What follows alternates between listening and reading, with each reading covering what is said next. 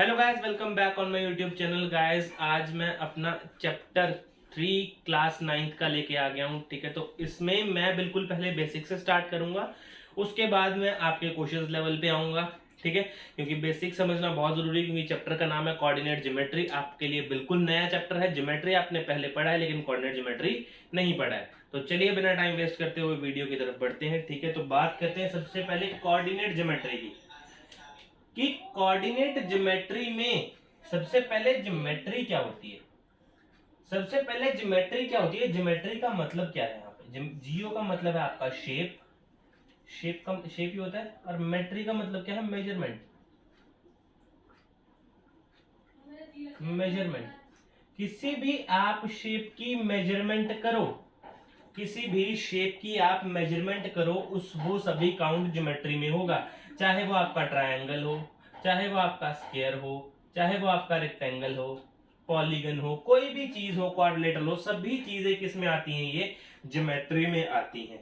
लेकिन कोऑर्डिनेट का मतलब क्या है। ज्योमेट्री का मतलब तो समझ लिया, ज्योमेट्री का मतलब तो हमें लग गया पता कि शेप है, मेजरमेंट है, इसकी शेप्स की मेजरमेंट करते हैं। लेकिन कोऑर्डिनेट ज्योमेट्री क्या है। कोऑर्डिनेट का आपका एक ही मतलब है, अगर मैं सिंपल भाषा में बात करूं कोऑर्डिनेट की, तो इसका मतलब है एड्रेस। कोऑर्डिनेट का मतलब क्या है, एड्रेस। कोऑर्डिनेट ज्योमेट्री आपको प्रॉपर एड्रेस बताएगी कि ये पॉइंट कहां पे लोकेटेड है। कोऑर्डिनेट ज्योमेट्री का ये मतलब है कि आपको ये प्रॉपर इंफॉर्मेशन देगी कि आपका ये पॉइंट कहां पे लोकेटेड है। सबसे पहले आप एक मेरी बात समझो कि एवरी शेप और कर्व, एवरी शेप और कर्व किससे बनती है, is made up of points, is made up of points, point से बनते हैं। ठीक है, एवरी शेप और curve is made up of points and all those points have address, and all those points have address. सभी का points का अपना अपना एड्रेस होता है, कोई ना कहीं पे तो लोकेट कर ही रहा होता है। और सर इसी एड्रेस को, जहां पे पॉइंट लोकेट कर रहा होता है, इसी एड्रेस को हम कोऑर्डिनेट बोलते हैं। सर क्या बोलते हैं, कोऑर्डिनेट। कोऑर्डिनेट लिखने का अपना एक वे होता है। कोऑर्डिनेट आप इसमें एक्स एक्सिस और वाई एक्सिस को दोनों को एक ही ब्रैकेट के अंदर लिखते हो। मान लो एग्जांपल लेता हूं, आपको एग्जांपल ले लो 1 और 3। इसका मतलब है आपका एक्स एक्सिस पे 1 है, कोऑर्डिनेट एक्स एक्सिस का 1 है, और वाई का 2 है, 3 है, सॉरी, वाई का 3। ये कोऑर्डिनेट लिखने का भी होता है। इसमें जो पहला टर्म होता है वो एक्स एक्सिस को बिलोंग कर रहा होता है, जो सेकंड पॉइंट होता है वो वाई एक्सिस को बिलोंग कर रहा होता है। ये होता है हमारा कोऑर्डिनेट का बेसिक छोटा सा। ठीक है, अभी मैं आपको एक और एग्जांपल देता हूं। एग्जाम्पल बात करता हूं आपके साथ कि आपने अपने स्कूल टाइम में, जब आप अभी 7th 8th में थे, तो आपके पास एक कॉपी थी, उसके ऊपर आपके पेज बने थे ऐसे करके, है ना। उसको बोलते हैं हम प्लेन ज्योमेट्री। क्या बोलते हैं हम, प्लेन ज्योमेट्री। ऐसी ज्योमेट्री को क्या बोलते हैं, जो हम स्कूल में कॉपीज के ऊपर वगैरह करते थे, तो उसको क्या बोलते हैं हम, प्लेन ज्योमेट्री। प्लेन ज्योमेट्री में आप कुछ भी बनाओ, मान लो ट्रायंगल बनाओ, स्क्वायर बनाओ, सर्कल बनाओ, लाइन बनाओ, ये सब क्या होता था, प्लेन ज्योमेट्री में आता था। शेप्स बनाते थे आप इसके ऊपर। एक उसके बाद आई आपके पास कोऑर्डिनेट ज्योमेट्री। कौन सी ज्योमेट्री आई आपके पास, कोऑर्डिनेट ज्योमेट्री। Coordinate geometry. अब कोऑर्डिनेट ज्योमेट्री की सबसे खास बात यह है कि इसको आप प्लेन पेपर के ऊपर नहीं बना सकते। तो इसको किसके ऊपर बनाते हैं, सबसे पहले सर ग्राफ पेपर के ऊपर बनाते हैं। किसके ऊपर बनाना है इसको, सबसे पहले ग्राफ पेपर के ऊपर बनाओगे। कोऑर्डिनेट ज्योमेट्री हमेशा आप ग्राफ के ऊपर ही बनाओगे, अदरवाइज एक और किसी के ऊपर बनानी नहीं है। ठीक है, तो मान लो ये ग्राफ है आपका, ये मान लो आपका ग्राफ बन गया। ठीक है, अब मान लो कि मैंने यहाँ पे एक पॉइंट लोकेट कर दिया, यहाँ पे कोई भी पॉइंट ले लो, मान लो ये लोकेट कर दिया पॉइंट। ठीक है, अब मैं कोई भी नाम लेता हूं, मान लो ए नाम किसी का और बी नाम एक, दो बंदे लिए मैंने। अब मैंने ए से पूछा कि हमने इस पॉइंट पे तक जाना है, कैसे जाएं? वो बोला सर यहां से जाओ, ठीक है, उसके बाद लेफ्ट टर्न मार लो। ये पहुंच गया मैं इसके पास। अब मैंने बी से पूछा तो बी ने कहा सर यहां से जाओ, यहाँ पे। ये मैं पहुंच गया पॉइंट के पास। बात तो दोनों ने सेम ही करी, पहुंचा तो पॉइंट के पास ही। ए भी पॉइंट के पास ही पहुंचा और बी भी पॉइंट के पास ही पहुंचा। बस उन्होंने क्या अपने वे अलग अलग बताए, वेज अलग अलग ही बताया, और तो कोई डिफरेंस था नहीं इनके बीच में। ठीक है, तो आप एक बात याद रखो कि जब भी आपको कोऑर्डिनेट ज्योमेट्री की बात की जाए या कोऑर्डिनेट ज्योमेट्री में एक पॉइंट दिया जाए, ठीक है, तो उसके लिए आप पॉइंट लोकेट तब भी करोगे अगर आपके पास टू इंडिपेंडेंट इंफॉर्मेशन है तो। ठीक है, हमें टू इंडिपेंडेंट इंफॉर्मेशन चाहिए, तभी आप इसका पॉइंट लोकेट कर पाओगे, अदरवाइज पॉइंट लोकेट नहीं कर पाओगे। इसकी मैं आपको कोऑर्डिनेट ज्योमेट्री का एक बेसिक लिखवाता हूं, ठीक है, एक बेसिक सी बात लिखवाता हूं, ये बेसिक में करके लिख लेना आप। To locate the position of a point, to locate the position of the point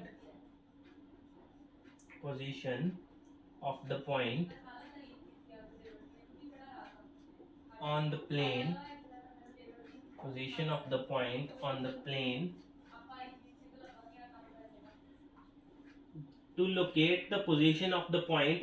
plane, जब आपने किसी पोजीशन का, किसी पॉइंट को अगर प्लेन के ऊपर फाइंड करना है तो we require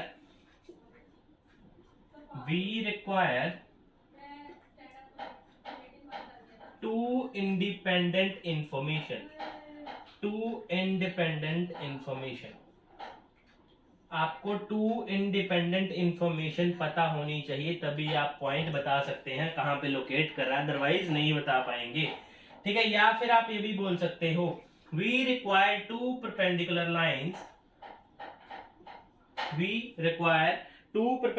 lines, one of them is horizontal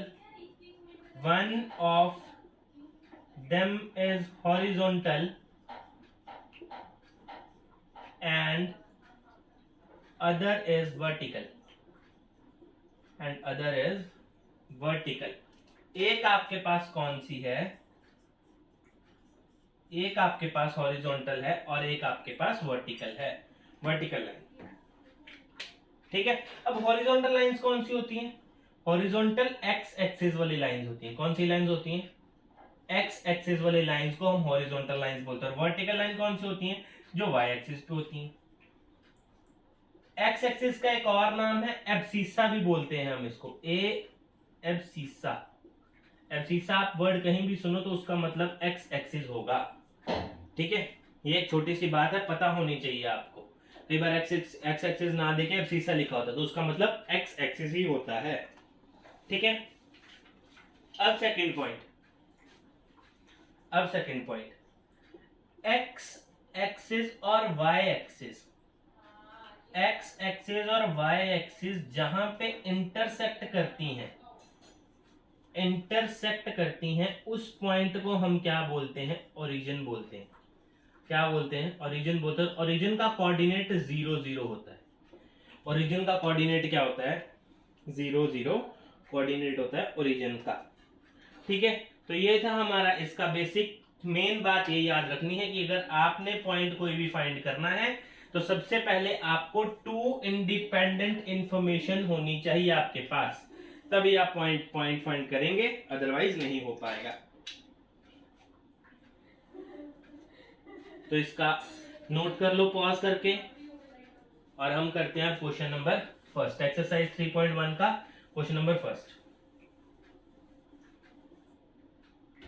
अब क्वेश्चन तो बहुत बड़ा है इसलिए क्वेश्चन नहीं लिखेंगे, ठीक है, हम डायरेक्टली आंसर सॉल्व करेंगे। आप अपनी बुक साथ में खोल लो। ठीक है, क्वेश्चन नंबर फर्स्ट क्या बोल रहा है? How will you describe the position of the table lamp on a study table to another person? आप कैसे एक्सप्लेन करोगे आपके स्टडी टेबल के ऊपर कोई स्टडी लैंप पड़ा है, ठीक है, लैंप पड़ा है, तो आप अनदर पर्सन को कैसे लोकेट करोगे कि मेरा लैंप इस जगह पे पड़ा है? ठीक है, मान लो यहाँ पे लैंप पड़ा, कोई भी प्रॉपर कंडीशन नहीं है, कहीं पे भी मान सकते हो, जरूरी नहीं यही मानना है, जहां मर्जी मानो। ऐसा नहीं कि सर ने हाँ मान तो हम भी हाँ मानते हैं, ठीक है, ऐसा कुछ नहीं है। देखो अब मानते हैं कि मैं यहां से इस टेबल को देख रहा हूं, ठीक है, ड्राइंग कुछ खास अच्छी नहीं है मेरी, डंडा लेके खड़ा है इंसान, यहाँ देख रहा है, इस साइड को देख रहा हूं, ठीक है, इस साइड को देख रहा हूं मैं, तो मेरे हिसाब से अगर मैं इस साइड को देख रहा हूं तो ये मेरा लेफ्ट हैंड होगा, तो इसको मैं बोल सकता हूं लेफ्ट लॉन्ग एज, इस पार्ट को मैं बोल सकता हूं लेफ्ट लॉन्ग एज, और इसी के ऑपोजिट क्या होगा, right long edge, right long edge. ये तो मेरे पास एज मिल गए, जो बड़े वाले एज हो तो मिल गए। अब मेरे देखो मेरे पास ये वाला है और दूर ये वाला है, तो मैं इसको लिख सकता हूं near short edge, near short edge और far short edge, far short edge, ये बोल सकता हूं। एक है मेरे पास नियर शॉर्ट एज, एक है far short edge, left long edge और राइट लॉन्ग एज, सब कुछ मैंने क्लियर कर दिया है। अब हमें वेरीफाई क्या करना है सर, याद करो बेसिक में क्या बताया था, आप पॉइंट तभी फाइंड कर सकते हो जब आपके पास टू इंडिपेंडेंट इंफॉर्मेशन है। कौन सी इंफॉर्मेशन है, टू इंडिपेंडेंट इंफॉर्मेशन है, तभी आप पॉइंट फाइंड करोगे, अदरवाइज नहीं कर सकते। अब टू इंडिपेंडेंट इंफॉर्मेशन बताओ, ये देखो ये इस पॉइंट पे मैं कैसे पहुंच सकता हूं, टू इंडिपेंडेंट इंफॉर्मेशन। मान लो कि सबसे पहले मैं यहां से आ गया, शॉर्ट से उस पॉइंट तक पहुंच गया, मान लो फिर लेफ्ट से भी पहुंच गया, ये लो यहां पे भी पहुंच गया, दो मैंने कंडीशंस बना दी। अब मानते हैं कि ये जो शॉर्ट वाली है ना, शॉर्ट वाली मान लो 50 सेंटीमीटर है, 50 सेंटीमीटर तो टेबल लैंप है, और ये जो छोटी वाली मान लो, छोटी वाली को मान लो कि 5 सेंटीमीटर है, छोटी वाली को कितना मान लो, 5 सेंटीमीटर मान लो, ठीक है। अब देखो, अब इस क्वेश्चन का आंसर, इसका कंसेप्ट क्या था, इसका कंसेप्ट जरूर लिखना है, ठीक है, इसका कंसेप्ट जरूर करके आपने उसके ऊपर लिखना जो मैंने लिखाया था, to locate the point on the plane, ठीक है। इसके लिए हमें पास टू इंडिपेंडेंट इंफॉर्मेशन चाहिए होती है, वो आपने लिखना है साथ में। वेरीफाई क्या करना है सर आपने, वेरीफाई क्या करना है, position of the table, position of the lamp, sorry position of the lamp, यही फाइंड करना है आपने, पोजीशन ऑफ द लैंप। अब देखो पोजीशन ऑफ द लैंप आपको पास दो कंडीशंस भी बन गई, अब आप लिखना स्टार्ट करो। Table lamp is located at, table lamp is located at 50 centimeter from near short range, near short edge, sorry, near short edge, and 5 centimeter from long left long edge, left long H. अब आप देख सकते हो मैंने इसमें दो conditions बना दी हैं, एक है मेरे पास ये वाली कंडीशन कि मेरे पास नियर शॉर्ट एज है, ठीक है, और दूसरा है मेरे पास लेफ्ट लॉन्ग एज है, इसलिए मैंने पॉइंट को वेरीफाई कर दिया यहां पे। ये है मेरा क्वेश्चन नंबर फर्स्ट का आंसर। मैं साइड हो जाता हूं, आप इसको देख लो।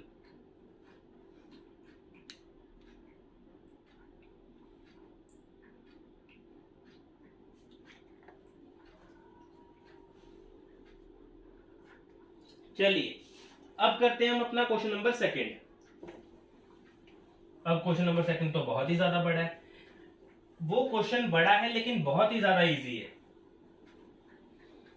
ठीक है। सेकंड क्वेश्चन जो है आपका बड़ा तो काफी है लेकिन वो बहुत ही ज्यादा इजी है। हम पार्ट्स में करेंगे डिवाइड उसको, ठीक है, पार्ट्स में डिवाइड करेंगे। मैं क्वेश्चन पढ़ता हूं, आपको इजीली समझ में आ जाएगा क्या बोल रहा हूं। सेकंड क्वेश्चन देखो, सेकंड क्वेश्चन में आपको स्ट्रीट प्लान गिवन है। सेकंड क्वेश्चन क्या है, आपको स्ट्रीट प्लान गिवन है ना। स्ट्रीट प्लान में आपको बताता हूं कहां से कहां तक पढ़ोगे आप। आपने सबसे पहले पढ़ना है अ सिटी से लेकर ईस्ट वेस्ट डायरेक्शन तक, अ सिटी से लेकर ईस्ट वेस्ट डायरेक्शन तक पलटो उसको, ईस्ट वेस्ट डायरेक्शन। अब आप एक बात देखो, ग्राफ बनाना स्टार्ट करो, ग्राफ का ही काम है सारा। ये देखो, ये आपका नॉर्थ, ये आपका साउथ, लाइन थोड़ी टेढ़ी चलेगी, कोई दिक्कत नहीं है। ये आपका ईस्ट, ये आपका west, north south east west. अब क्वेश्चन पढ़ता हूं। A city has two main roads which crosses each other at the center of the city. These two roads are along with the north-south direction and east-west direction. ये आपके दोनों main road बोल रहा है, north south का एक main road और east west का आपका एक मेन रोड। ठीक है, ये दोनों आपके मेन रोड हैं। ओके, अब नेक्स्ट पढ़ो। All other streets of city run parallel to these roads. जो भी सिटी है, अदर कोई भी सिटी है, उसके रोड्स नॉर्थ साउथ और ईस्ट वेस्ट से हमेशा पैरेलल में चलेंगे, मतलब इंटरसेक्ट नहीं करेंगे इनको। ठीक है, हमेशा पैरेलल में चलेंगे इनके। ठीक है, उसके बाद क्या बोला है, parallel to these roads and there are 200 metre apart. मतलब देखो कैसे बोल रहा है, ये 200 मीटर अपार्ट है आपके, ऐसे बनेंगे ये 1 2 3 4 और 5, ये बन गए मेरे नॉर्थ साउथ के पैरेलल। अब मैं ईस्ट वेस्ट के बनाता हूं, 1 2 3 4 5।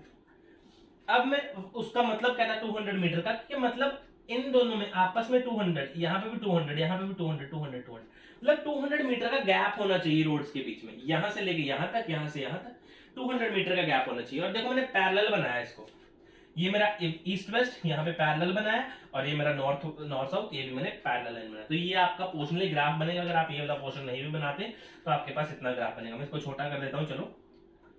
ठीक है, यहाँ पे आपका छोटा सा बना के साउथ, और यहाँ पे आपका छोटा सा बना के वेस्ट, ये आपका graph.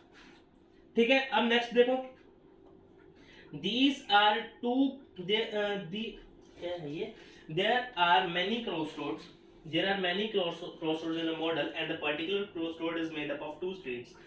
One running is the north-south direction, other is the east-west direction. Each crossroad referred in the each manner to if the second street running in the north-south direction.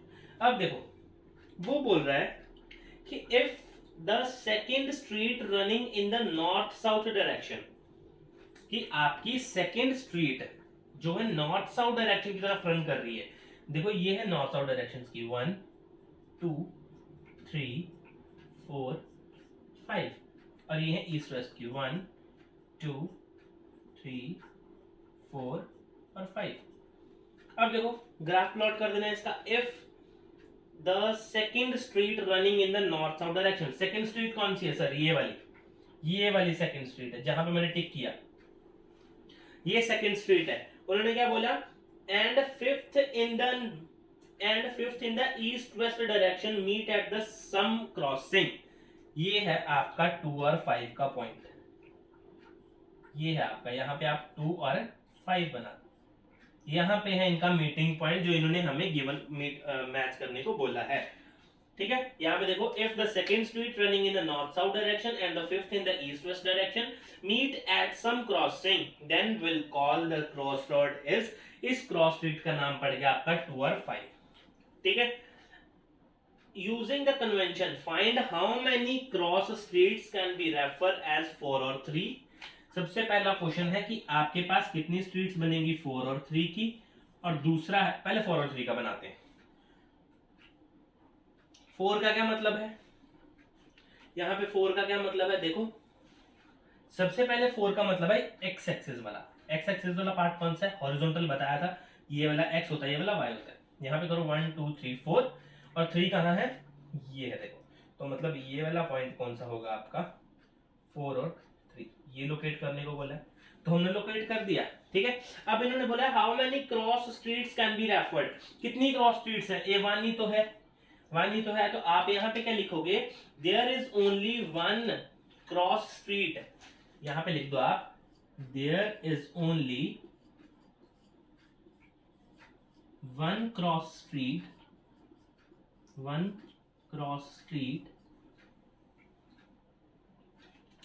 which can be referred as